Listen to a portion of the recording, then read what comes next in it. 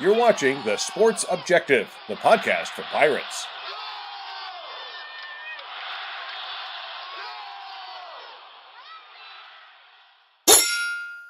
ECU, Pirate Nation, Purple and Gold family, stand to your feet, put your crossbones up, and lean side to side, yeah, and lean side to side, yeah, and lean side to side, come on, yeah, welcome to the island, man, it's crazy in here, a whole sea of purple and gold waving in here, keep a plank on the shark tank, traders beware, because we got a whole bunch of rowdy sailors in here. You're watching the Pirate Football Playback on The Sports Objective.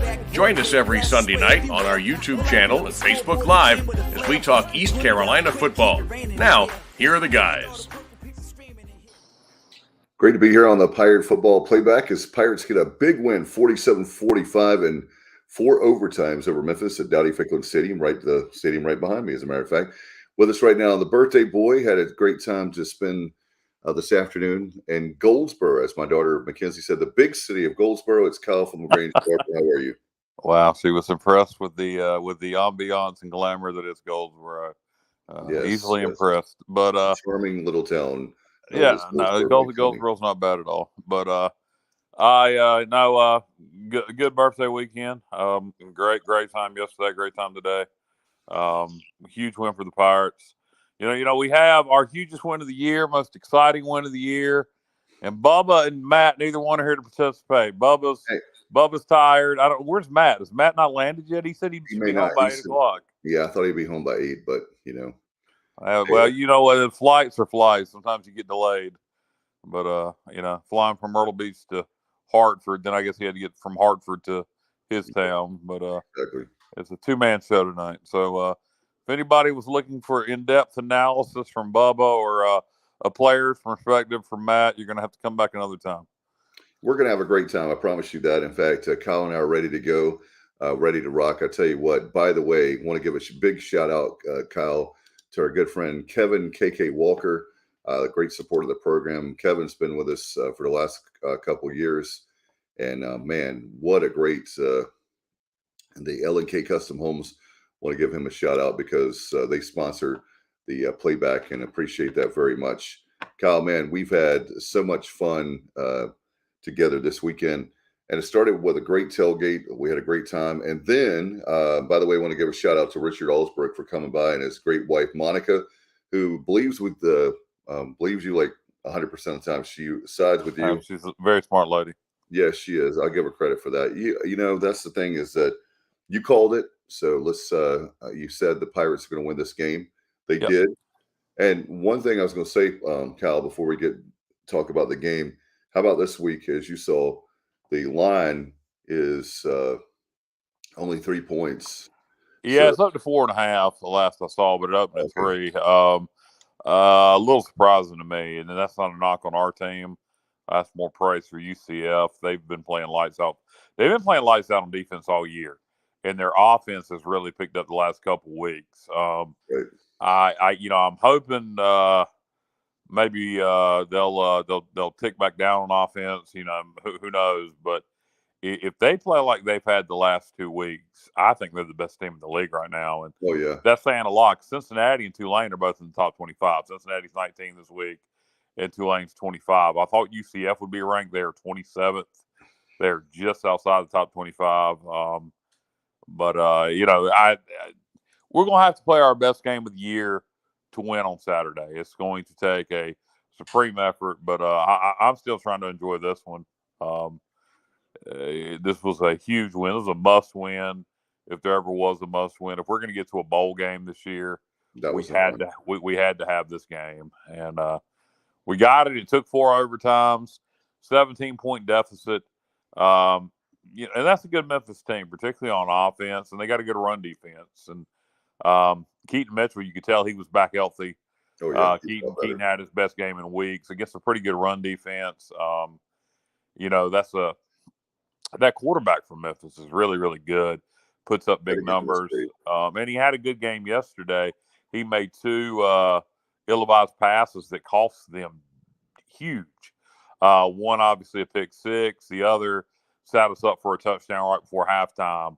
So the defense yesterday, score-wise, not their best day, but they made some huge plays. Didn't get the stop at the end of regulation, which would have been obviously huge because we wouldn't have had to go to overtime after we scored a touchdown. But you take those 2 picks off the board, you take away 14 points. Literally, one was a pick six, and the other one set us up for a touchdown right before half. So 14 of those points belong to the defense that we put up yesterday. Got some. Put your questions and comments up on Facebook and YouTube, and let's start off with Craig. What do you call a pirate that goes toe-to-toe with a tiger for 4 overtimes? A winner. That's what, absolutely, Craig. In fact, he said, by the way, he said he'd love to see in the photos of the Sports Objective crew together at the game. No doubt. And here's one for Brandon, by the way, Kyle. All right. He says, one hell of a game and a win last night. Need to bring the same effort against UCF.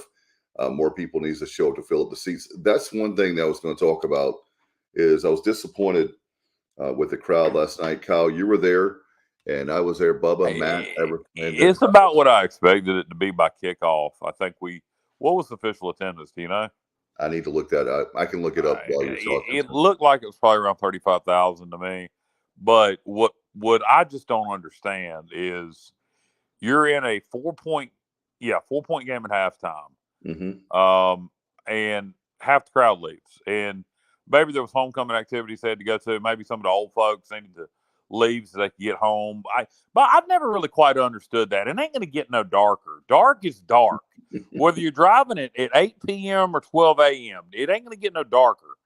So I've never really quite understood that mentality. But whatever your reason was for leaving at halftime, unless it was a family emergency, you had some sort of obligation. I don't get that. I mean, you're in a close ball game. Stay till the end. And you missed one of the most exciting games in the last decade at Dowdy-Ficklen Stadium. I mean, you look during the Scotty Montgomery era. You'd have to go back, and we're 2 years.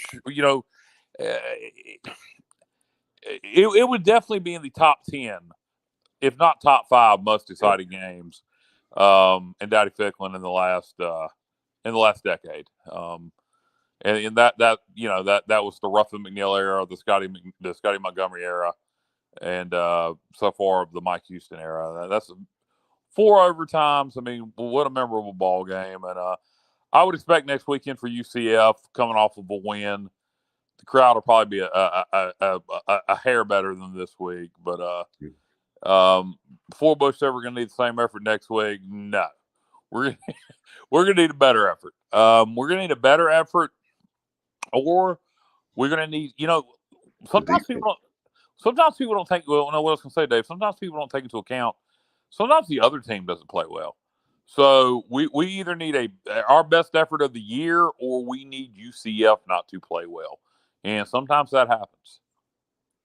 All right. And by the way, as far as attendance, I looked it up, and Robert Paul, we have the best viewers and listeners, obviously, for the show. And it was 38,059 to be exact. Thank you, Robert. I don't really, is that ticket scanned or ticket sold? That's probably tickets sold, I would think. Okay. Yeah. Cause I don't think, I thought, really right before kickoff, it filled in some after kickoff even. I guess people were tailgating late. By the time, we were in the first quarter, the crowd was decent. But the like I said, the people leaving at halftime is ridiculous. Oh, yeah. I had people behind me. I told you guys that. I had people behind me that literally left right after halftime saying it was so late. The late starts at 7:30, when you're looking, like I said, is it going to get any darker?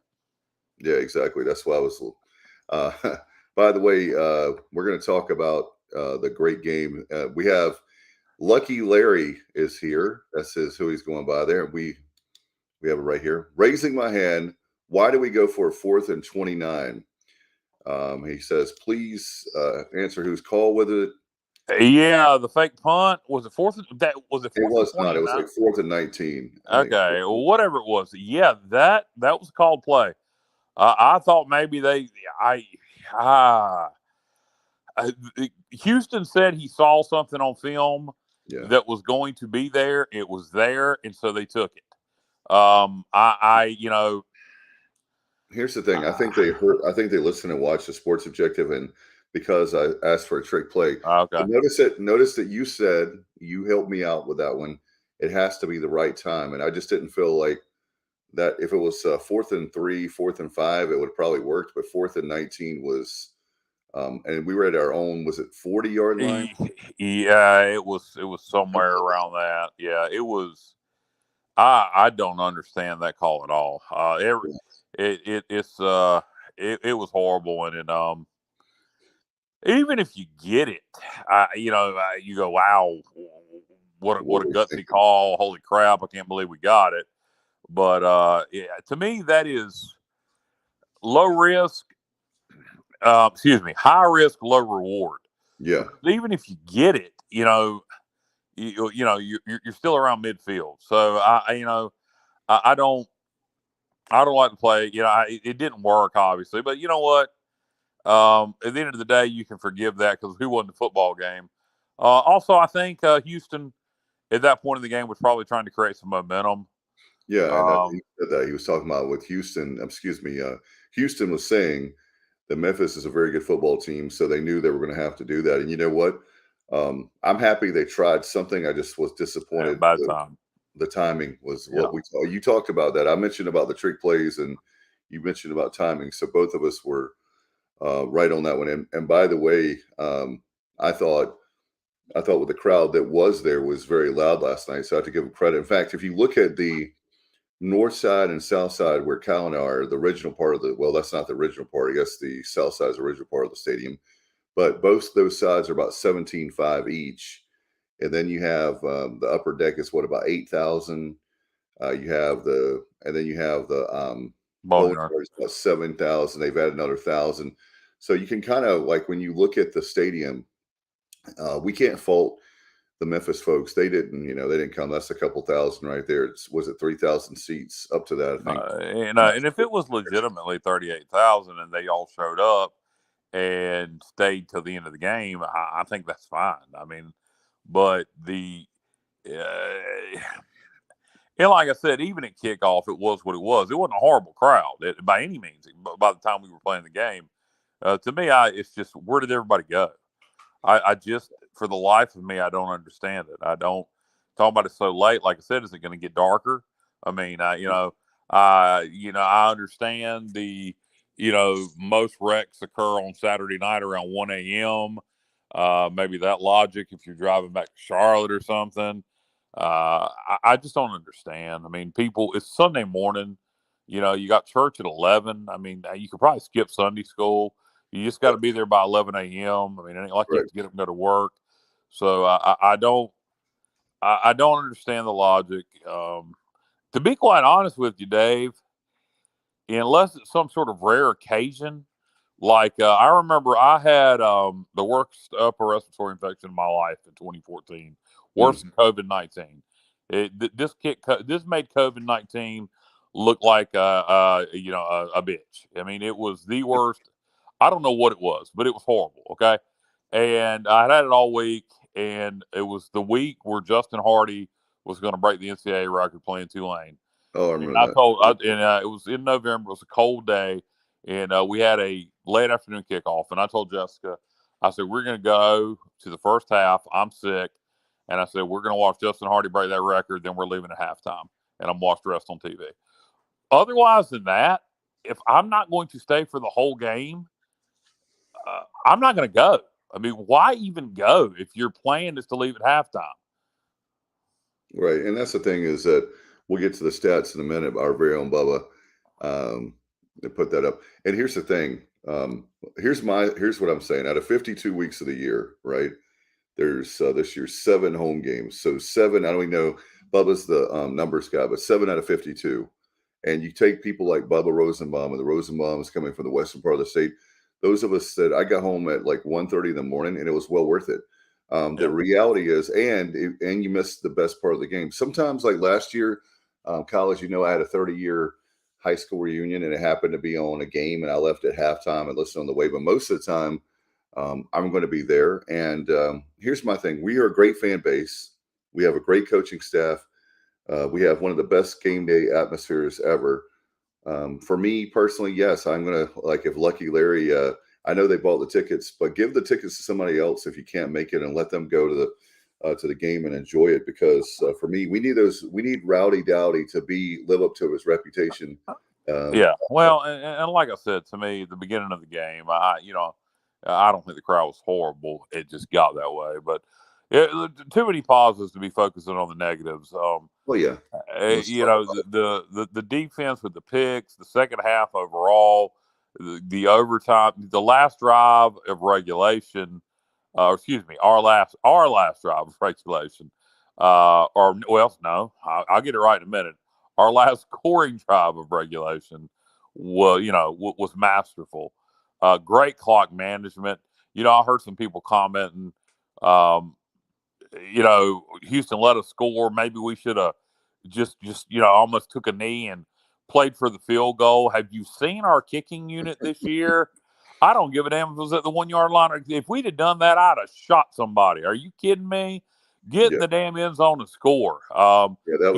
There's not so much you can do. I mean, if they're going to let you score, you can't not score. So they got the ball back with a minute 45 left.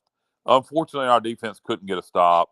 And I really thought we would, but we didn't. But just set up for an all-time classic finish in overtime. And Dave, there was times in overtime, I don't know if you felt the same way, if the listeners felt the same way, where I just thought if this is it, we're going to lose. We're going to lose.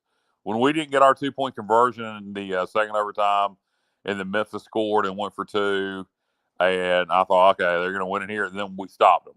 Then it comes up in the third overtime. Memphis gets the 2-point conversion to start the third overtime, and I thought, oh man, no way we're going to match. And then touchdown by Keaton Mitchell. Then the fourth overtime comes, and Holton hits CJ Johnson, on the little pass play that they've been running together since high school. I don't know if you heard that story, Dave. Holton and CJ have been running that play since they were freshmen in high school. Hadn't ran it at all this year, and Holton asked for that play going out on the field. And CJ ran it. I didn't notice it during the game, but I noticed it on the coach's show today. CJ was interfered with horribly on that play. Yes, he was. Still caught the ball. There was not a flag thrown. Now, sometimes, to be fair to the officials, sometimes they don't throw those pass interference flags until after the play, which I never have understood, but you see that happen a lot. So maybe if he didn't catch the ball, they would have thrown the flag. But great catch by CJ with somebody draped off all over him. I kind of felt then it was now or never, that the crowd needed to get up, get loud, and the defense needed to win it now. And we did. Crowd got up, got loud. We got just enough pressure on the quarterback to make him overthrow their receiver. And it was ball game and great celebration. The players were extremely excited on the field. Fans were excited. It was for it to be the first game I was able to attend all year.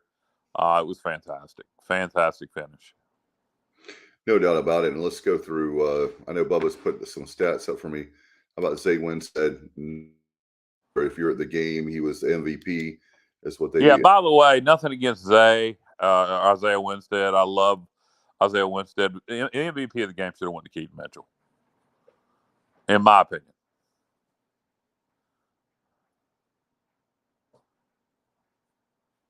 Dave Wood, 11 tackles and a pick six that tied it in the third quarter. Yeah, that's an argue that he maybe should have been MVP also. Yeah, well, it's a team sport. Dave's freezing up on me here. I don't know if that's on my end or his end, but he's completely frozen on my end. Dave, you with us? Having some technical difficulties here, folks. Dave's freezing up. Can you hear me? Yeah, we got you now, Dave. Got me. But yeah, like this team sport. Nothing against Winstead getting MVP. He's a great player, made some great plays. But you're right. It could have been Woods or Keaton Mitchell, either one. Did Keaton have 154 yards rushing? Did I see that right? I'll have to look it up. Hang on one second. Bubba, do you have that stat? How many yards rushing did Keaton have? I'm looking for you right now. Let's see. I'll have to look. And while Bubba's looking, or while Dave's looking that up, we'll talk about uniforms. Those uniforms last night were fantastic. I posted on Boneyard Banner today and asked, if other people agreed. And nobody made any negative comments that they would like to see those uniforms become our primary uniforms. I'd love to see them, and I like the helmet. I like the white helmet with the script pirate and the classic ECU on the front, but I'd love to see them with our current helmets with the skull and crossbone logo on the side, maybe, but with a gold face mask. I think that would look good. Those uniforms were slick. If you would like to see those uniforms, maybe but with a different helmet, or maybe you like that helmet as our primary uniforms, comment below. Maybe you disagree, but I think those are the best looking uniforms we've had in years. Yeah, we won with white helmets, right? Yeah, it was different white helmets, though. Yeah, not the same ones, I know, but I'm sure there'll be a reason. I'm still looking for that stat for Keaton Mitchell. He ended up with 149 yards. It was 29 on 29 rushes. Yeah, there you go. I mean, 150 yards rushing. So how in the world he wasn't MVP, I don't know. But it doesn't matter. He's our MVP. How about that? He is the Sports Subjective MVP of the week, Keaton Mitchell. There you go. And glad to see Keaton back to being Keaton Mitchell. If we can get that kind of performance out of Keaton Mitchell every game the rest of the year, we'll be going to a bowl game. And I think Dave is froze again. Can you hear me? I hear you now, Dave. All right, froze again. This is going smoothly, boy.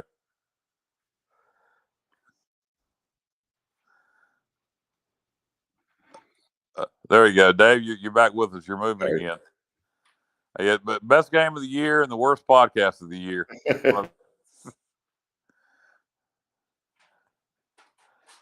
All right, this is going to be a one-man show here in a minute. The way Dave's freezing every 5 seconds. There we go, guys. It's just me. It's what you've all wanted. It's the Kyle Barber Show, live here on the Sports Objective. It's the one-man show that everybody's been waiting for. Dave will hopefully be back here in a second. Bubba's producing, cannot participate. Matt is flying back from Connecticut. And, you come off a win, a 4 overtime win, and you got all the momentum in the world, all the excitement, and people can't participate on the show. People have technical difficulties. You don't capitalize on momentum. It's kind of like in a football game when you get a turnover and the offense doesn't capitalize on it. That's what we're doing here, folks. The Sports Objective is not capitalizing on momentum. You got a lot of people excited about Pirate football after last night, and what a mess we have here. So I'm going to give Dave a couple more seconds to rejoin, and we'll continue the show. He's rebooting his internet as we speak right now. So I am flying. So I love Bubba. If you are producing, man, come on here and save me. I need some relief. I can't do this thing solo. I'm just sitting here talking to myself, rambling. So Bubba, if you are in the background producing, you're going to have to come on the air here. Dave will be back here in a moment. He's rebooting his internet. I'm flying solo. I don't even have any stats to give. How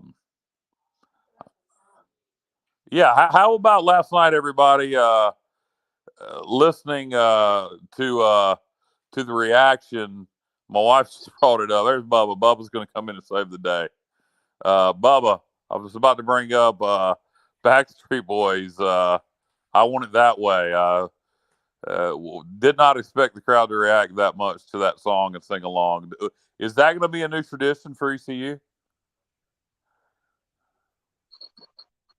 Say that again. I was turning up my volume. I was asking. You were talking about the playing of that song. Yeah, Backstreet Boys. I Want It That Way. Is that going to be a new tradition for the Pirates now? Let's hope not. No. I'm like you. I love the crowd participating, but I said, yeah, this just screams football, doesn't it? Jessica loved it. She wants it to be a new tradition. I think it was mostly the girls. But you know what? Bubba, to be honest with you, after that song, that's kind of when the vibe changed in the stadium.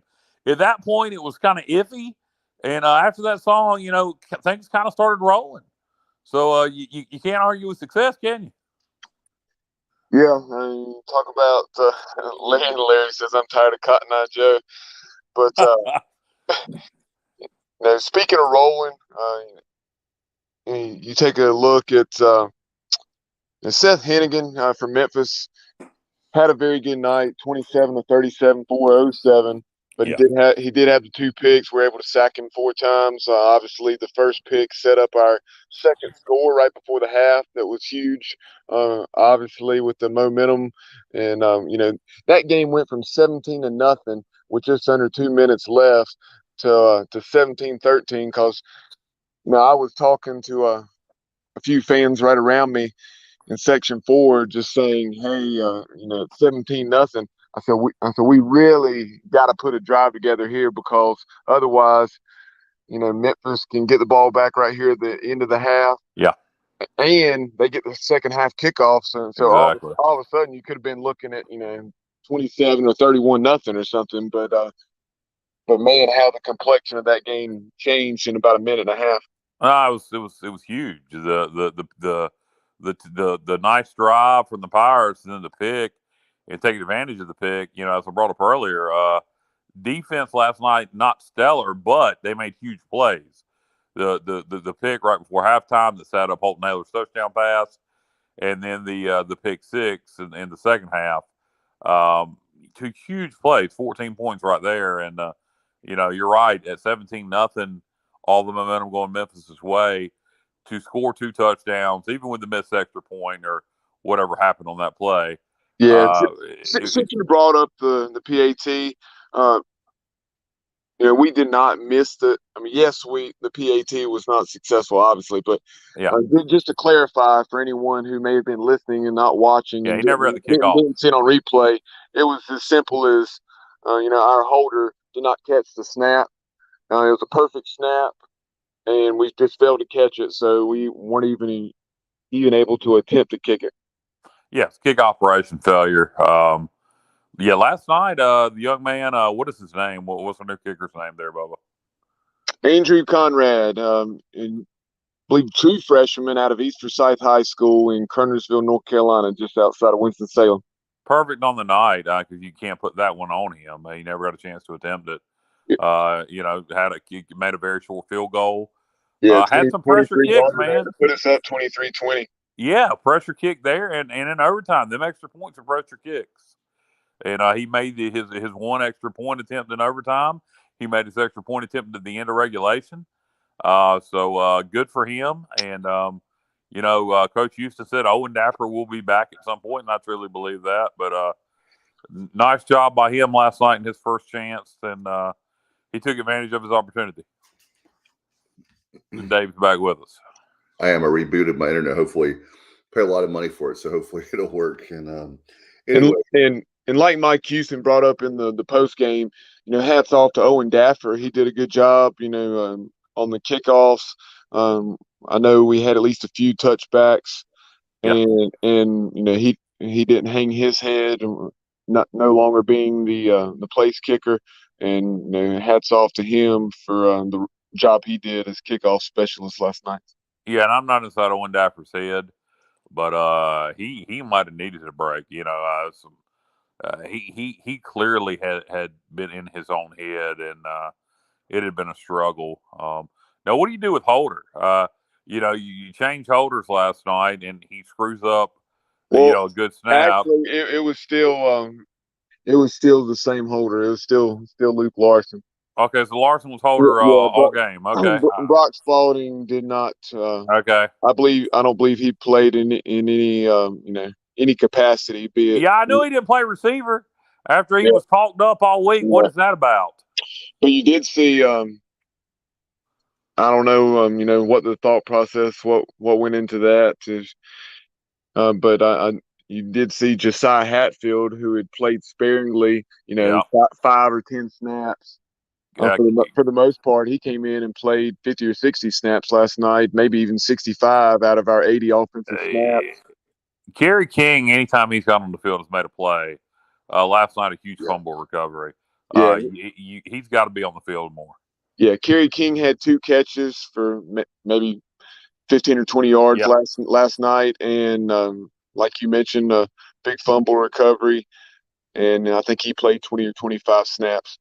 Yeah, I'd get him on the field more.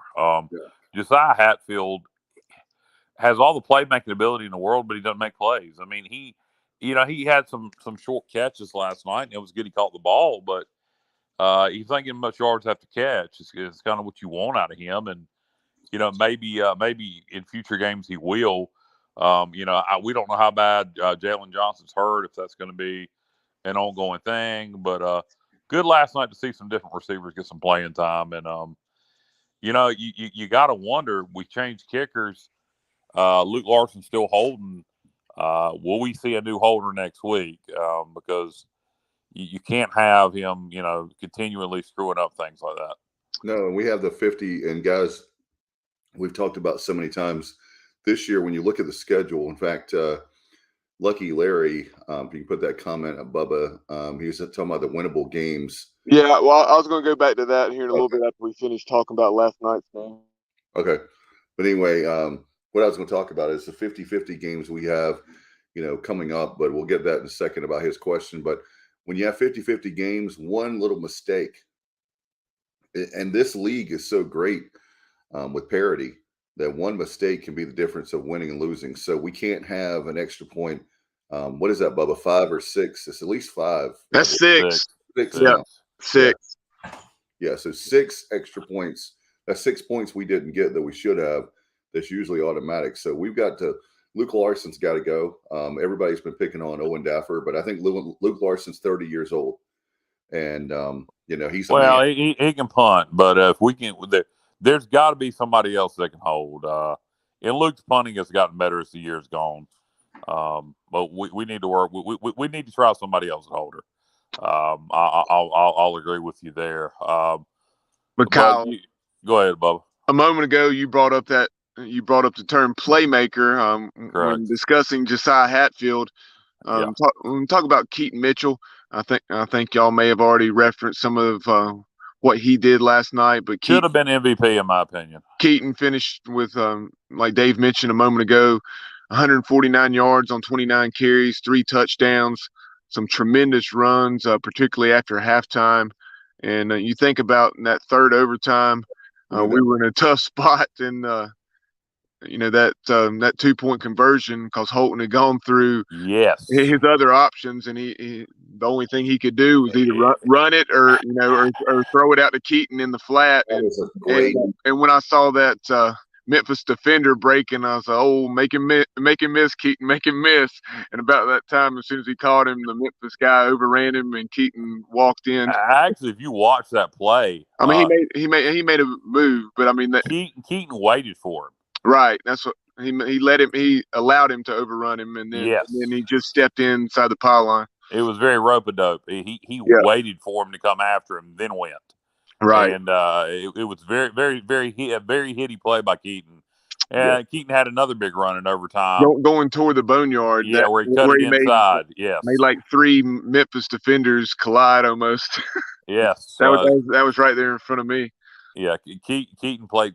I never really thought Keaton was a guy that needed to get lathered up. That's the term I like to use. Harris is a guy who I always thought needed to get lathered up. Last night, Keaton got stronger as the game went, and those Memphis defenders got tired of trying to defend him. And he played excellent last night. That was a great game by Keaton Mitchell, and no doubt. And I have, like I said before, I have nothing against Isaiah Winstead. We need him desperately, but to me, Keaton was the offensive MVP. Yes, he was. I agree, and but as far as Zay Winstead, I can't remember if we've mentioned his numbers, but how about Zay? 9 catches for 154 yards. He's having a tremendous season, and he's well on his way. With still at least 5, hopefully 6 games remaining, and who knows, maybe the stars will align, and we'll find a way to get back in the hunt as far as the championship. But obviously that's very much a long shot at this point. But hopefully playing 6 more games, and he's looking at maybe a 1,200, 1,500 yard season. I mean, he's something like right around 700 yards or at least 600 or so already. Guys, Yeah. Before a media day, he mentioned that I asked him his goal for the season. He said 1,500. And when he went down, it was kind of hard, to see him getting that. But like you said, he's getting up there so that he still has mathematically a shot to get that goal of 1,500 yards this year. Yeah, and CJ made some big plays also. Ben, we're talking about receiver. We mentioned earlier the winning 2-point conversion play. That's an old play that Keaton, that Holton and CJ have been running for years, and Holton asked for it on the sideline, asked that they run it, and they did. And CJ, with the defender all over him, makes the catch for what turned out to be the winning 2-point conversion. But as we're talking about receiver, I want to bring up again, and I keep bringing it up every week, man. Ryan Jones at tight end is just not having the year that he was projected to have. He did have a big block last night on a key play, but you also have to have plays for him, and you also have to throw it to him. I mean, well, is he getting open? I mean, I'd have to watch tape and really look now to see, because during the game I'm so caught up in the plays, I need to go back and watch to see if he's getting open. Ryan is such a talent, but having a very disappointing year so far, and hopefully that'll change. I just got to figure at some point it will. And this UCF game, we're gonna need everybody clicking on all cylinders if we're gonna have a chance to win it. So this will be a week for Ryan to get it going. Yeah, and I think I think disappointing season's a little harsh, a little strong there. Well, when you got somebody that's got NFL potential, he's got. I mean, right at 30 catches, 29 for 304 and 4 touchdowns. And you think about it last night there, it was a critical third down in, was it the first overtime where Holton found him? It was toward the Murphy Center. Yeah. Holton found him right there on a little stick route or something, and then he caught it and then made a nice run after the catch to pick up the first down. Yeah, well, in my opinion, I thought he was going to be the best tight end in the conference and one of the best tight ends in America. So for my expectations for him, it's disappointing. I mean, yeah, for an average tight end, he's having a good year, but I think Ryan Jones can be elite. And I think there's still plenty of season left for him to do the things that I think he's capable of. And like I said, it would be a good week to start this week against the Knights because, man, are they humming. No doubt about it. In fact, this is a big gig. Let's great win for the Pirates, and let's talk now about Larry's question, Bubba, if we can. He's asking about guys, what are the winnable games left on here? He doesn't see Cincinnati or BYU as a win, but well, I mean, it's hard to say. BYU's defense has struggled recently. They've been giving up more and more points every week, so BYU's a winnable game. I think Cincinnati's winnable, and I'll tell you why. Since he has struggled, since he has won, but they haven't been blowing people out. South Florida had a chance against them. The Indiana win doesn't look as impressive as it did. So I think Cincinnati's good, but I think they're beatable. And I also really believe Mike Houston has that circled. Obviously, Cincinnati's been the kingpin of the league, so you can say everybody has them circled. But I think the blueprint of what Mike Houston wants to be is what Cincinnati is. And I really believe we have an off week before we play the Bearcats. Yep. I really would not be surprised if you want an upset, if you want to look at the rest of the schedule, Houston's winnable and Temple's winnable to get to a bowl game. Those are games we should win. And to answer your question, if you want to know how we're going to get to a bowl, Houston's at home, we should be favored, and we will be favored on the road against Temple. So there's your path to a bowl. But if you want to look for a game for an upset, I'm gonna harp on it, and I'm gonna keep saying it and talk it into happening. I would not be surprised if we go on the road and have a chance to upset the Bearcats in a few weeks. Yeah, they're last year it was going to be a tall task, and we knew that at the end of the season for 2021 when they were there, it was a little chilly that night. We knew that was going to be. I mean, they've lost so many. Not to say they don't have talent, but they had. You were talking about elite talent. They had elite talent for their quarterback Desmond Ridder. I forgot how many guys that went to the NFL, but a lot. Yeah.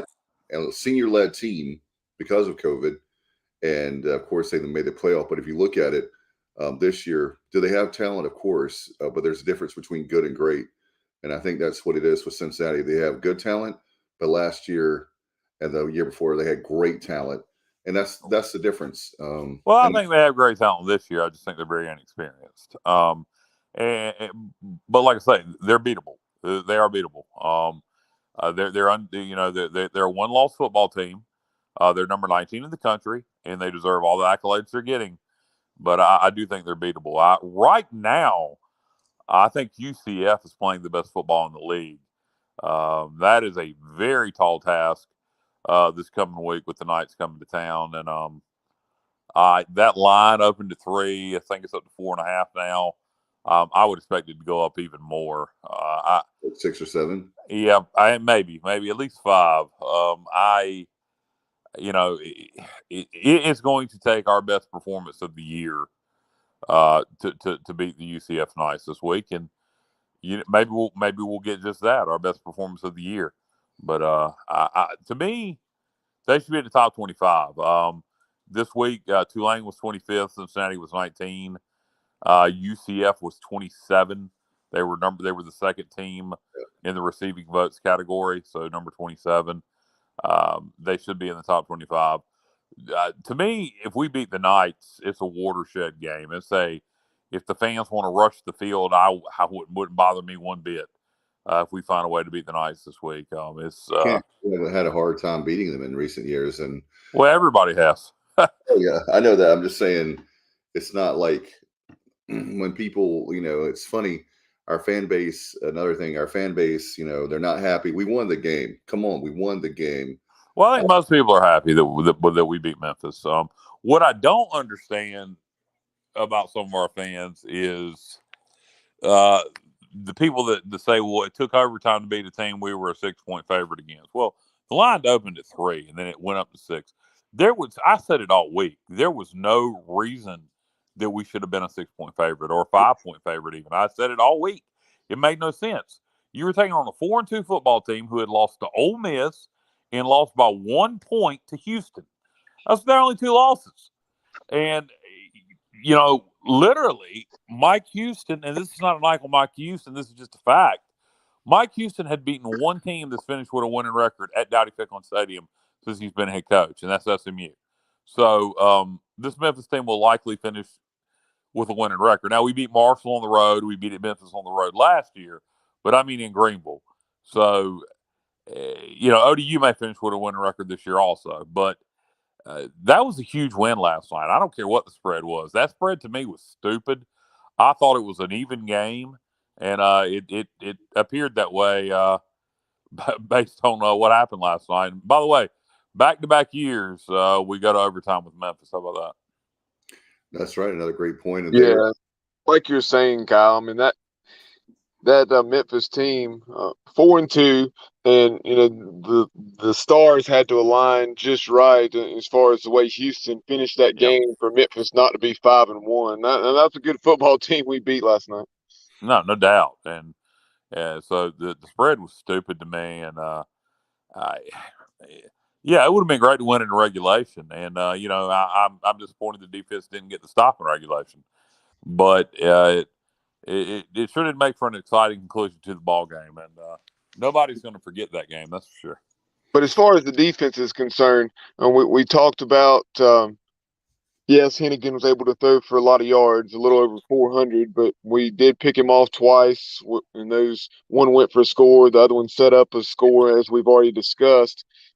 But we did what I said. We also did. Go ahead, Bob. Just the point I was making about the defense is that after we allowed 17 points in the first half, that the defense played much better after halftime.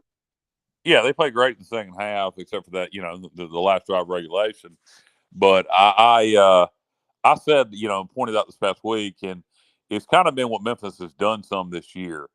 I said we need to hold them to field goal attempts. They'll get in the red zone and then kind of settle for field goals because their kicker is so accurate. They're not overly aggressive once they get down there. And we did that. There was many times, what did they kick? 4 field goals last night? How many field goals did they kick last night? 3 sounds right, but I don't know. Yeah, they were 3 for 3 because the kid, I'm trying to remember his name, but it was a transfer from the University of Florida. Yeah. But he entered the game 11 for 11. So yeah, I just remember thinking late in that game, this kid, after he hit that 46-yarder and, was talking a little smack, he was 14 out of 14. Yeah, there was a part of me that was just thinking, as accurate as that kid is, and Houston called timeout before the PAT, I thought just for a minute in my mind, I said, wouldn't it be ironic if we block this PAT and that's how we win this game? Didn't happen, but we won it in overtime. But certainly makes me curious. Makes me wonder what the Florida Gator kicking game's like this year if that kid left, and see what their place kicker is doing. Yeah, that kid's really good, and he's a weapon. But I think also it can be a crutch because I do think Memphis gets a little conservative in the red zone because they know they have him and they have 3 points locked up. There was a time where he made a kick and they called us offsides and it would have given Memphis a first down. Like the 2 maybe. It would have been real close to the goal line. And they kept the 3 points. And I was a little surprised that they didn't take the penalty and take the first down. Do you guys remember that? It was late in the game. Yeah. I think. Yeah, I know the play you're talking about. I think it was such a tight game, though, Kyle. What I would say to that is I agree with you because I'm aggressive, but a lot of people would say you shouldn't. Yeah, keep the points. Yeah, but my only thing with that is he is so accurate. Is that if you have to settle, as long as you don't turn it over, and you had to settle for a field goal again, you'd have probably made it. Yeah, I mean, I agree with you. In fact, with a game like that, people can argue about keeping the points on the board, but you also can argue you need every single point you can get. And when we talk about it, seems like a lot because of the parity and the American, that it's a -4. So that's 4 you didn't get. So while it's great, they scored, the 3 field goals. That's obviously 9 points, but they needed more points. And that's why we're here talking about a Pirate victory. It was great. And it was great to see too, by the way. One thing I want to mention to you guys, and I forgot early in the show, I was going to mention, and I just realized I didn't, being down 17, that's fantastic for this team. We can't get, I'll say this, we can't be down 17 to UCF. We'll never come back. But no. the fact that we came back from a team, I felt like this was an even team. I feel like next week with UCF, they have more talent. They're on a roll. I feel like it's going to, I don't think it's going to be a blowout by UCF. But right now, if I had to lean, I don't put money on it, but I would say I would lean towards UCF.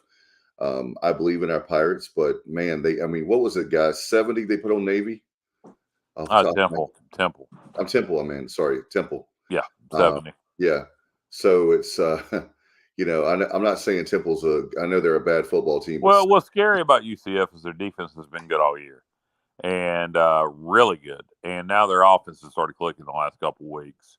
And that's what's scary about the Knights is forget the 70 they put up. Their defense has been stingy all year. And now if their offense is legitimately going, they're going to be tough to beat for anybody. Like I said, I know UCF, I know Cincinnati and Tulane are in the top 25. But if you ask me who the best team in the American is right now, I believe it's the Knights. Another thing I want to bring up, I don't think we've talked about, is I'm concerned with the defense with the X plays again.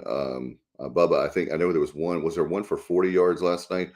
But we have to be careful of if we have a team like, in other words, UCF coming in, it's going to be a long night at Dowdy-Ficklen next Saturday night if we're going to give up those X plays, because that's something that I felt like that under the Blake Harrell era. I'm not saying you're not going to have a busted coverage and you're not going to have one. I get that, but it just seems like, is it me or the last few weeks we're seeing more and more busted plays? X plays again. Last night, that tight end for Memphis, a former walk-on quarterback, he absolutely killed us. And And especially there early, they had some excellent, well-designed plays, where they'd roll Hennigan one way and then throw back to the tight end. And that was Priestcorn, Caden Priestcorn, the big tight end from Memphis. Yeah, he was a heck of a player, and I'm glad we don't see him anymore. But yeah, and that was another thing I was thinking too, is that a player like him is he's an elite player, so I'm not knocking him. But to answer your question, Dave, and it goes all the way back to the Old Dominion game.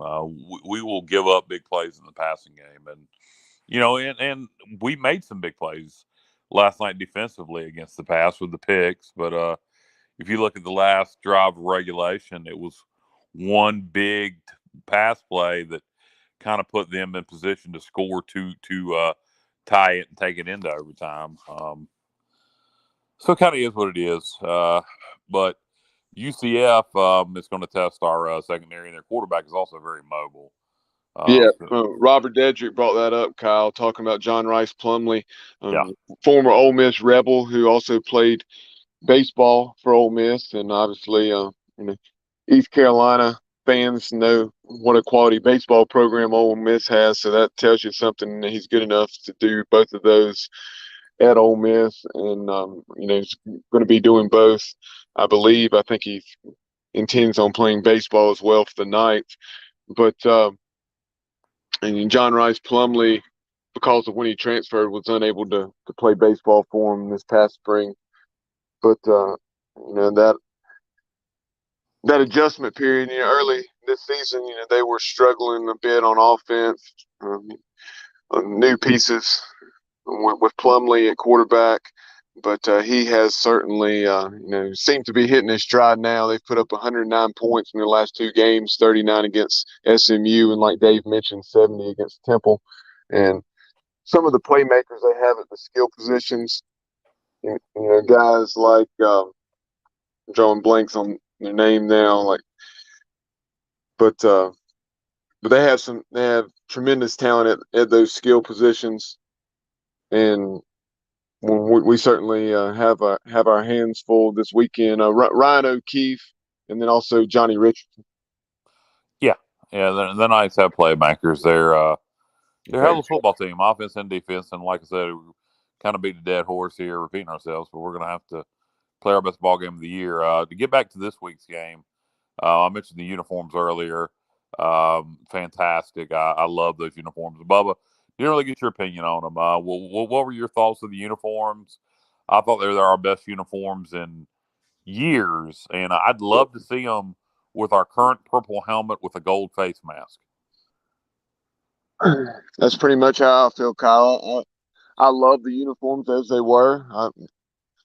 The ridiculousness as far as the white helmets, as far as superstitious, and don't play well on them. I mean, I didn't, think twice about that.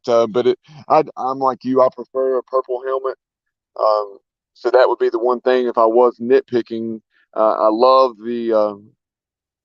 and just generally speaking, I'm normally not huge on stripes, but I love those stripes on the sleeves of the jersey, and then the pants, just going back to the 89 to 97 uniform. And then I just think that if you had a purple helmet with a gold face mask, and whether it's the Script Pirates or that's my preference, but I think the Flying ECU would look good as well with that uniform. And then you do our current logo also. The current logo was on the pants. Yes. Take that off. And then take it off. Take the current logo off the pants. Or leave it on. I'm just talking about us using our current helmet with the uniform. So okay. I was just talking about making it a straight modern throwback of that 89 to 97 uniform but I would like to see how it would look with our Jolly Roger helmet. Yeah, I think if you just throw the Jolly Roger helmet up there, but just change the face mask to gold, I think it would work. those uniforms fantastic. I can't imagine anybody not liking them. As far as what Robert Paul's chiming in here on Facebook and talking about the yes, throwback the 8-bit scoreboard PD graphics. So you had the script pirates up there. You had the strutting PD. You had the Tecmo Bowl graphics when Pirates win, where you had, the way it would look, where it wasn't in high definition of Mike Houston and selected players. And those were really well done. I love the PD. The strutting PD was an 8-bit look. It looked like a Nintendo NES type graphic. Yeah, I was going to say it was cool. It was cool stuff. I will make 2 complaints about the scoreboard. Love the graphics. Two complaints about the scoreboard. One, why aren't we giving scores from other games on the scoreboard anymore? 2, we have that giant, and this has always bothered me because I watched the game on the scoreboard. We have the giant ass scoreboard, and we only utilize a small portion of it for the actual game. And I know we got to sell advertisement, et cetera, but I wish we would utilize a little bit more of the screen for the actual game, because there are those of us that watch the game on the scoreboard. But my first chance to see the new screen, it looked good. The graphics were done well. Really don't have too many complaints about anything with the atmosphere of the game last night in terms of production. I'm not a huge fan of all the remix stuff by Still Life, but overall, thought everything was well done last night. Yeah, I mean, when you look at the being on ESPN, was that you last night, and is it 2 next week? No, ESPNU again next week. Again. Oh, it is. Yeah, okay. I wasn't 100%. Yeah. So for those people, by the way, here's another complaint that I love so much, and I'm saying this sarcastically. When people talk about, oh my gosh, we're not on ESPN, we're on ESPN Plus. I mean, my gosh, like, we're on ESPN, guys, and that's the way with ESPNU. I mean, it's linear TV. I get the complaints to a point about the ESPN Plus, because it's not linear television. And yes, I know the majority of college football fans that are real college football fans have a subscription to ESPN Plus. But here's the thing. Most people that are going to watch a game on ESPN Plus are looking for a specific game. What you miss when you're not on linear television is the people channel surfing, looking for the close game, and that's what you get when you're on ESPNU. And look, ESPNU is available. I don't know about everybody else's satellite and cable, but with my satellite, ESPNU is available on the base package. So it's and I don't know if that's the standard across the board now for most, but yeah, for me with Dish, if you get ESPN, you should be getting ESPNU. So it's good coverage. And also, like when you're talking about Sling and those other ones, I mean, they're pretty much giving you ESPN, ESPN2, and I believe you as well on a lot of the newer, people that are looking. Yeah, a lot of the streaming services like Sling and a Hulu Plus, etc. Yep. Something I do like that they're doing with this new scoreboard this year is the live look-ins. As soon as I walked in the stadium yesterday, they had 2 games, a split screen up there with Tennessee, Alabama, and then whatever other game. So that was good, and that's something that's been done all season. It's been a lot. This is like the 3rd year that they've done that. Yeah. Does anybody know why we're not giving scores on the scoreboard anymore for other games? No, because that's one of the things that I've been complaining about, because we talk about all the time. We're talking about attendance. Well, if I can go to the bathroom very quick, I can go to the fridge very quick. I can, use my phone. I've got a laptop, computers, all that. When the away games are going on, man, that's great, because like you talk about, Kyle, all the time, we could sit down on our couch from the time that College Day game day is on, like 9 a.m. all the way through midnight or 1 o'clock in the morning. So that's the thing that we've got to not to get off on a tangent, because we're about an hour right now. We've been on the air. But one thing that we do need to improve on is our game day bad? No, but we really need to wire. Our internet is terrible. It's bad, and you can't access. it's hard to access scores, so they need to have them up on the scoreboard. And I don't know why they don't. They did last year and prior years. It's like in the left, wasn't it? My imagination helped me remember, but I'm so tired. The left corner. I believe you pay for that. I believe you have to pay for that service, but it is not very expensive. It can't be. Yeah, that's something that Brian Meador, I know he talked about when we had him on. It was back in the day. It was very expensive, he said, but it's not now. Yeah, not now. Yeah, I don't know if it's anything to do with the switching to GameFly or anything like that. That is a possibility. Huh? PlayFly. Yeah. You're running some N64 games. Yeah. GameFly is an old game service from back in the day. Yeah, you're right. PlayFly. Yeah, and that's nothing wrong with PlayFly. They don't own that many properties, but they do have some elite properties. I was looking last night. They have like 30 colleges, and we're in good company. The LSU's with them and a few others. So it's not like PlayFly is a bad company, but I can't imagine that LSU isn't having scores at the bottom of the screen. So we that's something we need to start doing. That's something that we need to have answers. Somebody needs to answer that question. Be it John Gilbert or Ron Robinson. Why are we not having scores from other games on the screen at our games?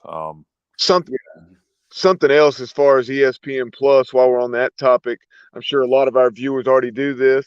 But if you are tuned in and you're not as familiar with ESPN Plus and the ESPN app, what I do, when I'm going from game to game, games that are being televised, whether it's by one of the ESPN stations on linear television or one of the ESPN Plus games, I just bring up college football scores, and up at the top of the screen I put FBS all, and so that way I can just scroll through every game, and if the game's over, you can click on highlights. If the game's currently in progress, you can click on watch or view, whatever it says, and that makes it very simple. Because you see the score and the time, the situation in the game, and like you were saying, Kyle, I see this game, it's in the fourth quarter and it's a one-score game, so I'm gonna go to this one. Yeah, no doubt. If you're huge, like college football fans like you and I that watch everything, it's great to do. What did you guys think last night? When Holton hit CJ and we went up, I really felt like at that point we had to win the game then, and I felt like the rest of the crowd did too. Bubba, is that kind of how you felt? It was, and going back to that play, the 2-point conversion there in the fourth overtime down the Boneyard end, man, that was a excellent throw by Holton. He said that was something they had not repped outside of just one-on-ones against the DBs. That's something they hadn't repped in Skelly or team, and it goes back to the connection that he and CJ Johnson have. And he put that slot fade right on the money, and CJ was getting interfered with, but to his credit, he made the catch anyway, and then stood up and let the DB from Memphis, very, very subtle, but he let him know about it. Yeah, and I thought that again, I guess they didn't want to put a flag there because I'm not a fan. And they may have thrown the flag had he not caught the ball. I will say that. That's true. The flag should have been thrown either way, but you see that a lot in pass interference. It's thrown after the fact. Yeah, well, the main thing is we won the game 47-45. We're moving on. And the good news is we have 5 games left, so we have 2 wins. We need to get 2 out of 5, win 2 out of 5. And I think it's totally possible. And I hope Pirate fans will stay positive. Get your tickets, ecpirates.com, 1-800-DIAL-ECU. Get those tickets this week. I'm already talking to people already now about, are they coming to the game, trying to like friends. I know Bubba will be there, and Kyle, I guess it depends on how you feel, my friend. Yeah, it's going to depend a lot on how I respond to chemo this week, first week of chemo. So that's a big if. If I am up to it, I'll be there. If not, I have a damn good reason why. So, hey, how about that? If you can match my reason, you that's a good excuse not to go to the game Saturday. if you can't match or top my reason, have your ass there. How about that? Yeah, sounds good to me. We've got a lot of things. By the way, Craig says ESPN Plus also has split screen and 4-screen, etc. You keep the volume of the first game, and the others are just video. I did not realize that. Yeah, thank you for bringing that up, Craig, because I did not realize that either. And so I did. Tell us exactly how to use that function. I'm sure it's not. I've never been a big split screen. I'm like ADD big time, so I don't. I'm not a particular fan of split screen either, though. There are times where I could definitely utilize that in games where I'm, not overly invested, where I just want to see close ball games. Yeah, where you have 2 or 3 that are coming down to the wire and you want to see both of them. So, yeah, I'll definitely be talking to you, Craig, if I can't figure that out myself. And then Richard Allsbrook, he's talking about the overtime rules and how in the third overtime now it becomes a 2-point conversion off. He doesn't like that. No, it's stupid. It's exciting, but it's stupid. And how about just migrating from one end of the field to the other to run 2 plays? Idiotic, completely idiotic. If they want to shorten overtime, and that's what the reason the whole thing was done, is the amount of plays that were having to be ran in overtime. You have 6, 7 overtime games and a ton of plays being ran. Look, just start overtime at the 50 instead of the 25 for each possession, and you'll have overtime end a whole lot faster, because at that point you have to earn even field goal range. So I think they overthought it when they changed the overtime rules. It's exciting, but I don't know, man. It feels like a penalty kick in soccer or something. Exactly. Crap. I was getting ready to say that. It's like, World Cups are decided on penalty kicks. That's how Germany won in 1990. You're going over Italy. You're like, dude, these 2 teams have fought. I'm glad you knew that. I was there. That's the reason I know that. But okay. But anyway, that's why one of the reasons why I love soccer so much. That's a whole nother show.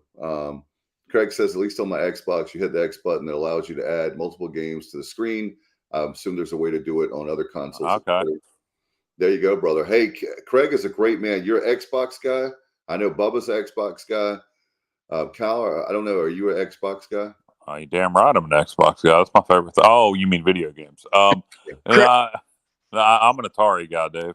No, I know that, but I mean, as far as the new systems, the new consoles. I'm an Atari guy, Dave.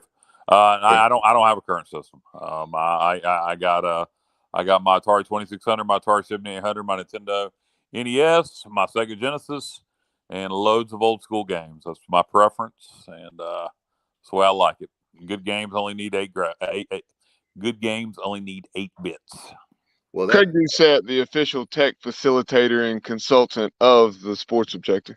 Who's that, Craig? Okay. Yes, indeed. Well, PlayStation, Sony, they can't get their act together with the PS5s. I mean, they're losing such. I mean, to me, our family has PlayStation 4, but they're losing the market with us. We're like hardcore now Xbox because of the Game Pass. I heard basically, I don't play modern games, but that's what I've heard, that you're pretty foolish at this point if you don't have Game Pass and Xbox. That the PS5 is a waste of money. There you go, Craig. You are my man. There you go. And the jukebox brother. I'm an old school Play Gallagher Pizza Hut guy. Craig, you and I, and actually Kyle and I are both into retro. We're retro gamers. I'm huge retro gamer, and Gallagher's all-time classic. For can anybody tell me the predecessor to Gallagher? What was Gallagher's sequel? I know it. It's Galaxian. And Galaxian, you are correct, sir. Yeah, those are. In fact, today we were at the Great Chuck E. Cheese, and they had this huge. It's a modern version of Space Invaders. Oh yeah, it's great. And my kids loved it, and I was like, yes. And they have Pac-Man and stuff like that. So, and I think Kyle, not to get off the topic here real quick, but I know you've said before, you made a great point years ago when we were first doing the show off air one night. It was a lot of the old games. The first game my kids learned how to play and love was Frogger. Yep. Easy, very easy to learn, very easy. That's very easy concepts. And sometimes we talk about coaches overthinking things. Gamers, developers overthinking. Nolan Bushnell, the founder of Atari, also the founder of Chuck E. Cheese, by the way. Nolan Bushnell said the perfect game is simple enough for anybody to play, but difficult enough that nobody can master it. Frogger's a great example. Anybody can play Frogger. Nobody's going to master it. There you go. And Bubba, I know Bubba's big into video games. So, hey, Bubba, do you have like what about speaking of, I know one thing I want to mention, and we haven't talked a lot about. Speaking of games, I can't wait. I don't know the exact time next year, but we should have NCAA football back. I'm just stoked. Yeah, that's a good point, and we'll get off the video game topic, but that is relevant, and that may make me go buy a new system. It is supposed to, the new college football game is supposed to launch in 2023, and if it's like it used to be, it'll be in July. So okay. July was always the release time, so right. I'm assuming it'll be July 2023, and that may make me go buy a new console. Designers of that game, give Keaton Mitchell 99 speed. Yes, please. It's gonna be fun because that's my son. He didn't know, and it makes sense, but he didn't know that they used to have the NCAA game, and because he was born in 2013, so and I would assume basketball will also be returning, and I got to wonder now. They did this. What about college baseball? Well, EA, we'll get off this topic. I know some people are like, what are y'all talking about? The reason there was 2 college baseball games that ever came out is EA lost the license for Major League Baseball, and it went to 2K Sports. And so EA could not produce a college baseball game or a professional baseball game for a couple of years. So they tried to release a college baseball game, and the sales were just so-so. College baseball has increased in popularity tremendously since the early 2000s when that happened. So it'll be interesting to see.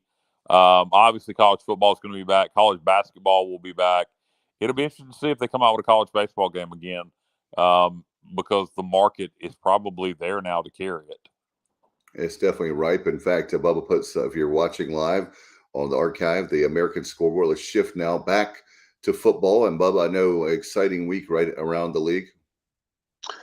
Yeah, we talked about the way UCF lit up Temple on, I guess, Friday night or Thursday night. Friday. No, Thursday, you're right. It was Thursday night. It's 70-13. Then you had, a heck of a game between SMU and Navy down in Dallas at Ford Stadium. It was SMU winning 40-34, a much-needed victory for Rhett Lashley and the Mustangs. And then the only other Saturday game besides the Pirates in Memphis was down in Tampa, as you had Tulane. And they, I guess, got to bowl eligibility, 6-1 now. Yeah. For Willie Fritz and the Green Wave as they took down the Bulls 45-31. 25th in the nation, the Tulane Green Wave. So the wave keeps rolling. And for the life of me, I still don't know how Southern Miss beat them. And that's a great point. Well, we talked about the variables in there. The offensive coordinator being the head coach of Southern Miss. There's a lot of things like you never know. Yeah, and upsets happen every week. Yep. So and Tulane is one of those games. That's why people were so upset. I think people don't realize the casual. Well, they're 25th in the damn nation. So if you don't realize it now, you might not can read. I'm just saying that our fans last week, yes, a disappointment we lost, but it was not like we played down to our competition. I think you have so many people and still people, and the Navy game may haunt us the whole season if we don't make it to a bowl game. But I think you have so many people down that Navy game that another loss that fast, losing 2 out of 3. I think people were more upset about that. I think the Navy game had more to do with the reaction to the Tulane game than the Tulane game did. And I think Bubba made a great point, though. He was talking about, and Bubba helped me out because I don't want to misspeak and put words in your mouth, but just talking about how the Navy game and the state game takes us away from being probably where it's going to be just slightly above, 500 kind of season versus having a magical year. Is that right, Bubba? Something like that. I was just saying, historically, since the year 2000, we have only lost less than 5 games in 2 seasons. That was 2000, where we went 8-4, And then in 2013 we went 10-3. Now, don't get me wrong, I'm not slighting the conference champions in 08 and 09. Those were, very fine seasons. And, winning 9 games in each of those years, I guess, 9-5 each year. But my point was just that, we've had some games slip in those years where we've won 8 and 9, where we instead of 2 years with double-digit wins, 91 and 2013, we could have had, at least about 5 or 6. Yeah, no doubt. And I think, and that's one of those things when our fan base acts like, we're so elite, based on what? We were utter dog crap under Scotty Montgomery. Coach Houston last year kind of brought the program back up to where we wanted it. We got to 7 wins in a bowl game, and expectations this year, I think, were to go to a bowl game. But we had the performance against NC State, and everybody started screaming conference championship, and maybe a little too soon. I think one thing that, the Navy game is still haunting a lot of fans, and I think the poor performance in special teams has magnified things. But we're a pretty good football team. We're 4-3.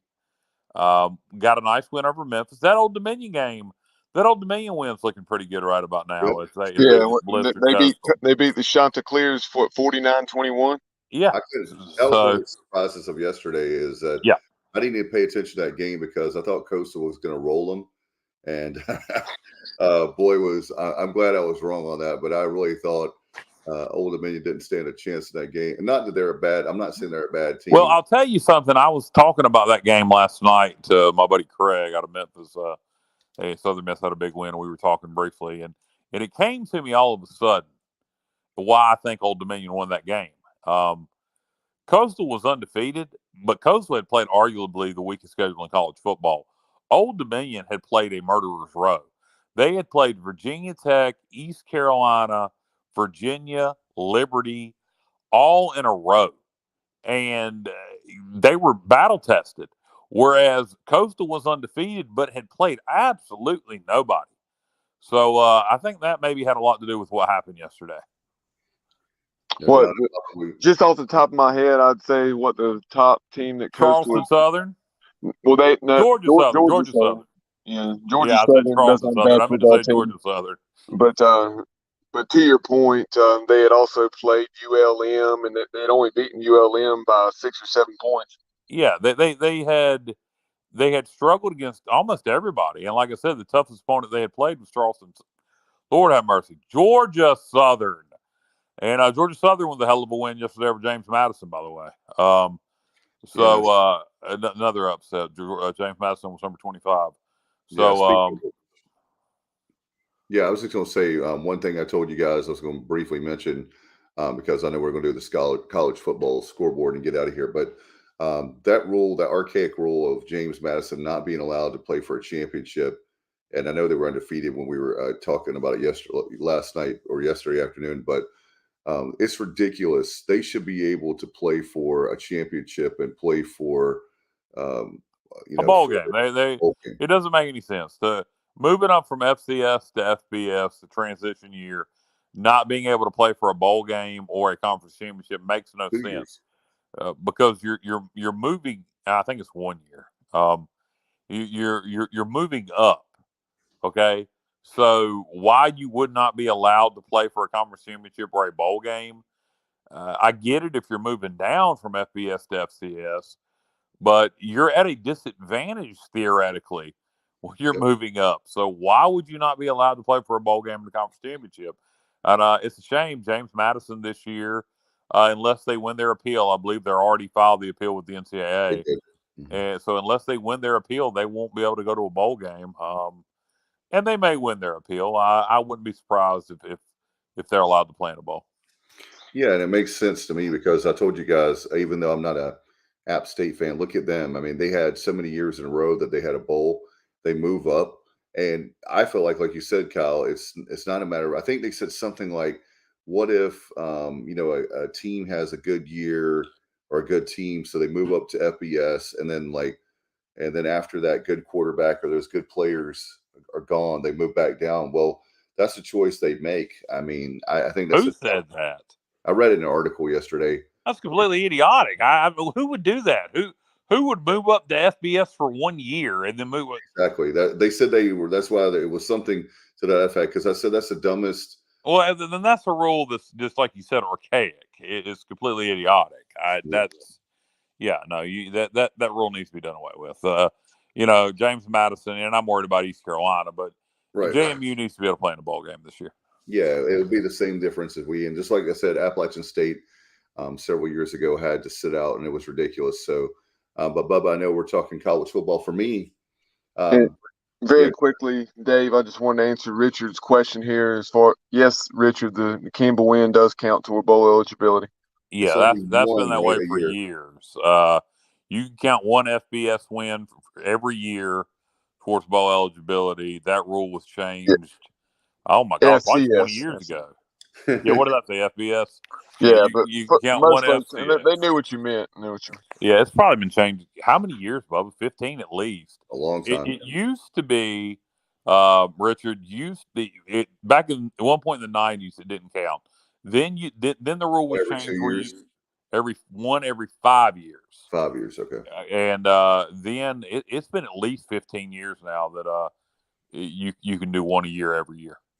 Something I got to thinking about, Kyle, because App State is 3-3 and you were talking about the possibility, should the Pirates and App State both go 6-6, and the chances of a Myrtle Beach Bowl matchup between those programs.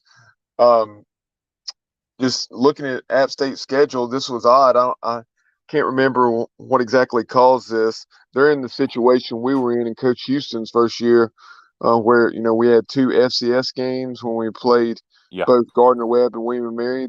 This year they've already played the Citadel, and then here in a couple weeks they play Robert Morris. So I'm guessing that the Apps have to go 7-5 this year. They do. They would be the first team up if they're 6-6. If there's not enough 6-6 teams, they would be the first team up before a 5-7, which has came up in recent history. So they do need to get to 7-5 to guarantee themselves a bowl opportunity. No doubt. And let's talk about college football scoreboard. The game that I wrote off, another one that shocked me yesterday. I thought Alabama was going to pull it out, but Tennessee, big winners, 52-49 in a shootout. And congrats, say, to the Vols yesterday. What a game! Yeah, huge win for Tennessee. I got a soft spot for Tennessee. Jessica's granddad, who raised her, was a big Tennessee Vols fan. Grew up in East Tennessee, and always cheered for the Vols. Jessica was raised a Tennessee fan.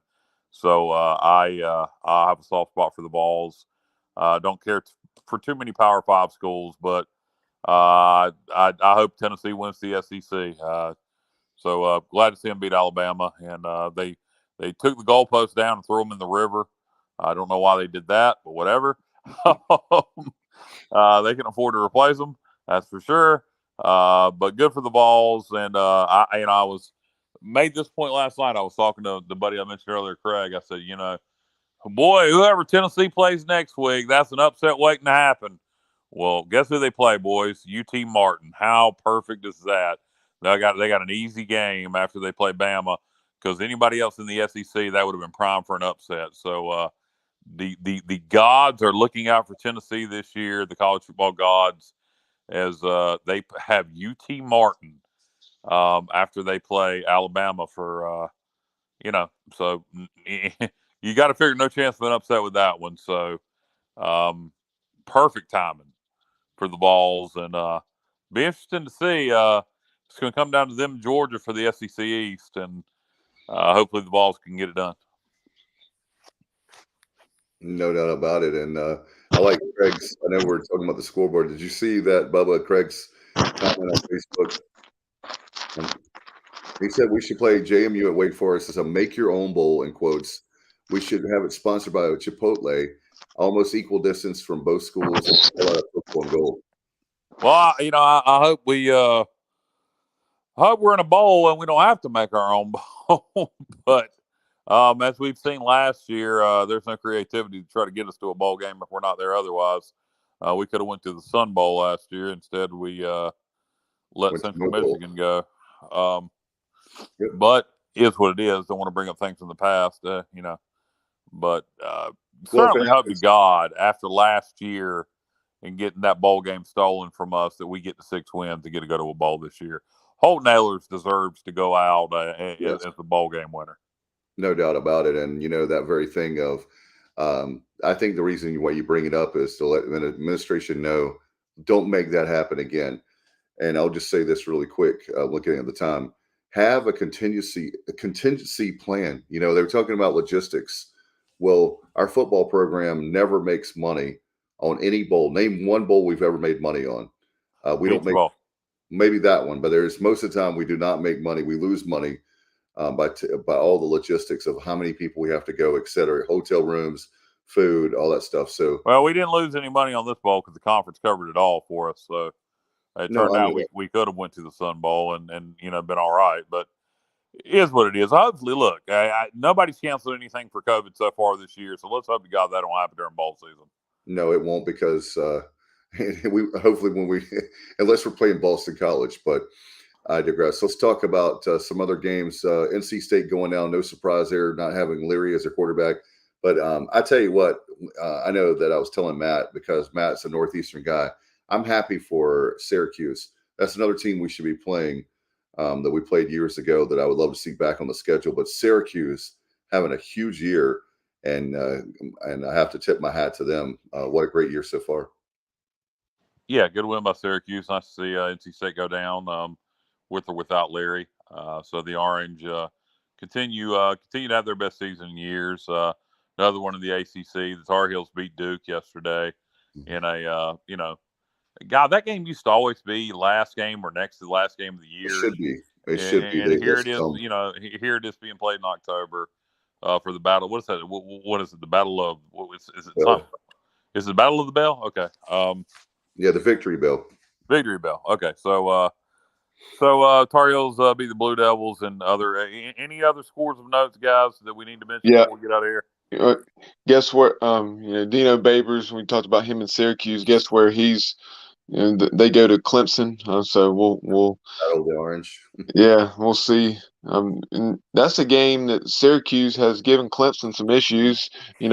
I think both in Death Valley as well as in the former Carrier Dome, whatever the dome's called now. But so that will be interesting this week, because Clemson is really playing solid football now. And speaking of another Orange school, up in the Big Ten on the west side, vying for the championship or division title, rather, to play for the championship against most likely Ohio State or Michigan. That is Illinois. Illinois is in the polls, and I think they're 6-1 now. So Brett Bielema is doing a heck of a job with the Illini. Yeah, much better fit for him. He didn't fit in at Arkansas. Illinois is where he needs to be, and good year for the Fighting Illini. I watched them early in the year. Did not see them being a 6-1 football team. Thought they were looking more like a 6-6 football team. Thought they were average, but 6-1 for the Fighting Illini, and a place I know very well, the Champaign-Urbana area. I guess go Illini. I guess. Yeah, I've been there many times. Hey guys, one of the games to look forward to, fast forward this coming week. How about game days going to Eugene, Oregon? How about Chip Kelly, UCLA going to Eugene and Oregon? I know we don't give a lot of love for Pac-12 games a lot of time on this program, but that's going to be on 3:30 Eastern on coming up this Saturday. It's going to be one game I'm looking at. 3:30 Eastern. So what is it? 11? 12:30. It's 12:30. Okay, that's not so bad. That should be an interesting one in the Pac-12. I have trouble having any interest in Pac-12 football. I don't know why. I will watch Mountain West football before I watch Pac-12 football. But it is an interesting game with Chip Kelly returning to Oregon. And then last thing I had, Dave, the Big 12. It's all purple atop the Big 12 on TCU and and K-State are both 3-0. So Sonny Dykes and the Horned Frogs getting a big comeback win over Oklahoma State yesterday. I think it's 43-40 down in Fort Worth. So they remain perfect, both in the league and overall. So that Big 12 race is going to be interesting, and I was not surprised to see this. I honestly was a little surprised that they were a 7.5-point favorite. So I thought they would win the game, but I took Kansas in the points, but they actually ended up covering that as well. Oklahoma, a 52-42 winner over Kansas, and that's something in years past that wouldn't have meant a whole lot for a variety of reasons, because Kansas hasn't been as good as they are this year. But that was desperately needed for the Sooners as they snapped their 3-game skid, rolling up 700 yards of offense. Yeah, and the Bubba with that Venables, man, I don't know about you, but all the radio that I've been listening to and social media, looking at stuff, Venables, man, he is not getting the homecoming that I'm sure that. Well, you can't get beat by Texas that bad if you're Oklahoma. Oh, no doubt. That's embarrassing. And they had to do that yesterday, or he might have got fired in year one. So the reason that did not surprise me what they did yesterday, and the reason why, is just because Dylan Gabriel was back. With Dylan Gabriel, it would have been interesting to see, how that Texas game would have gone had Dylan Gabriel been available. And like you said, and you still can't go down there and get beat 49-0, but I would have liked to have seen how that game would have played out. No, they would have lost, but it would have been closer. Been available. Yeah, I think they would have lost, but it would have been a more competitive game. Something like that. In fact, Sarah says, "Can we get the equipment guys on the show for the BYU trip?" Get the equipment guy just because how far the trip is. Yeah, I guess just the uniqueness of that trip. Yeah, okay. I know Coach Houston talked about what were people thinking about, going to Provo, Utah, I guess in October. But for me, I love that matchup. I think it's great. I think we have a chance to win that game. It didn't look like at the beginning of the season, but I think it's more of a win now than it was at the beginning of the year. But yeah, Justin Butts is a fan of our show. We'll reach out to him and see if we can get him on. And I know the men and women that are part of that group are just, man, you want to talk about a thankless job? Think about the logistics of all the stuff that they have to do. So that would be fun. Bubba and I will work on that. And I know we'll try to get them on for sure. We'll let's see. Let's thank all our sponsors. By the way, want to give a big shout out to L&K Custom Homes, our good friend Kevin Walker. You can call him. He is a licensed general contractor. He does great work. If you don't believe me, check out his stuff on Facebook for L&K Custom Homes. Give Kev a call, 336-688-8461. Talk to our good friends, by the way, Kyle gave you a shout out today, our friends at Porky's Backyard Barbecue, because the Holiday Brothers, that's Mark and Terry Holiday, they own Porky's Backyard Barbecue. Book them for your next event. They will definitely take care of you. They will hook you up. And so what was your shout out to me? Did you mention about the holiday party with the Holiday Brothers? Yeah, I mentioned to him again, and he was Mark and I were talking on the phone. We got an event coming up on Halloween. We'll talk about that, or on the 29th coming up there. But give them a call at 252-661-0337 at Porky's Backyard Barbecue. It's actually where Captain D's used to be way back in the day when there was a Walmart there. But now it's Roses and Belk are still there at the Roanoke Atlantic Shopping Center. You can dine there or drive through. They're open 7 days a week, 11 to 8. So yeah, I'm not sure saying as a former Captain D's is it's really giving them any and I might want to leave that one out. It's a good location. Been there when it was another restaurant between Captain D's and this. It's a good location. Had not tried their food since they've been Porky's, but I'm sure it's good. My dad goes there from time to time. He says their food's good. So Porky's Backyard Barbecue. Need to try some of their food at the future tailgate. And there's Justin saying he'd be glad to come on. So he doesn't there drive. You go, Justin. That's a quick response. Yeah, he's on. See, that's why you have to love equipment people, because they get the job done and they're like, see, he's Johnny on the spot just like that. He's looking forward to it. That's a nice long road trip out to Provo. I'm sure he's looking forward to driving across the Rockies. And just to clarify, Justin doesn't drive himself, but it's his family that owns the business and the truck or they provide the truck that someone else drives. But so Justin's family is just some rich family. He said, "I think I can get the guys on for a talk."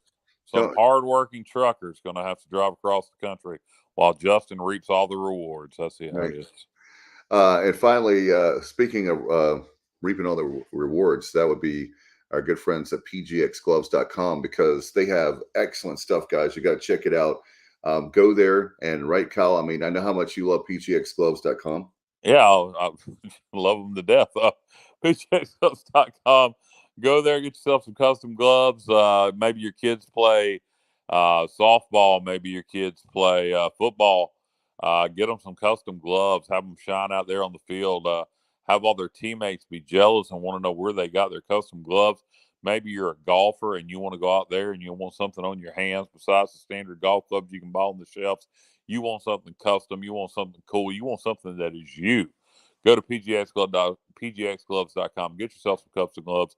And when you check out, put in promo code ECU and save yourself 25%. Thanks for Mark Menikazi. Kaz has been a great supporter of the program the last couple of years. We appreciate him very much. You guys have anything before we get out of here? Enjoyed the game last night. Dave, appreciate you coming to my birthday lunch today. I enjoyed it, man.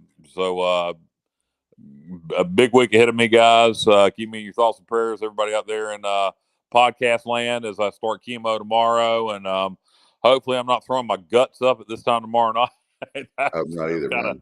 Kind of scared of that, but got to get it started if you want to get it done. Keep on moving. And so that's all I got. Thank you, Justin. He says, thank you all for all you do for Pirate football. Thank you, Justin, for all you guys do for absolutely. Pirate football. We appreciate you, the thankless job, and we appreciate that very much. Hey, maybe one time, Justin, can we ride in the rig, me and Kyle and Bubba, Matt, a few of us get in there? That would be a lot of fun to go to ride in there. We'll take care of the equipment. I guess Coach Houston would be like, that's a big Thank you, Robert. I appreciate that. Thank you, Robert. That's awesome. We appreciate you very much. For sure. All right, we'll get out of here. Thank you, Bubba, for coming in and producing, man. We appreciate all you do. Appreciate you, Kyle. We're pulling hard for you.